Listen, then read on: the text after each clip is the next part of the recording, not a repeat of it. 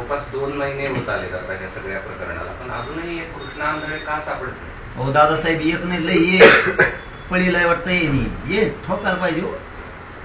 तपासयंत्रणाने असे ढोपर आणले पाहिजे यांची. लय मोठी टोळी आहे ती. खंडणी मागणारी वेगळी आहे, खून करणारी वेगळी आहे, छेडछाडी करणारी वेगळी आहे, घर बळकणारी वेगळी आहे, जमीन बळकावणारी वेगळी आहे.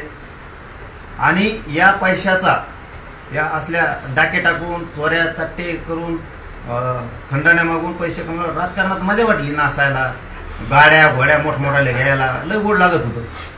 आता काय तवा गोड लागलं. आता का त्याचे का पैसे का ते इतके पैसे असते का त्याला काय करायचं? 5-25 कनिंग वाटतात भाऊ इतके पैसे ते मंत्र्याचे आहेत कोणत्या तरी, त्याला काय करायचं एवढ्या पैशाचं? एवढे पैसे काय देणं घेणं नाही का सापडत नाही तो आरोपी असं तुम्हाला काय वाटतं? सीआयडी सारखी यंत्रणेला एक आरोपी का सापडत नाही? 2 महिने साध्या छोट्या खेडेगावात सापडत लपला असेल पदराच्या लपला असेल सापडत. तुम्ही आता म्हणाले की जे आरोपी आहे संतोष देशमुख जे सापडले त्यांना पडदा मागे घातला जातो. हा पडदा कुणाचा आहे? म्हणजे कोण पडद्या मागे लपवतोय? लपणार नाहीच, यंत्रणा तर सोडणारच नाही. आणि यंत्रणेने सोडले ते दुष्परिणाम वाईट असणार आहे आणि काही फरक पडणार नाही.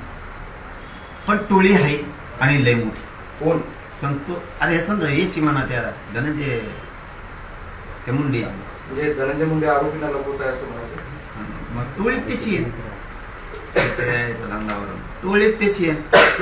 टोळी कोणाची आहे?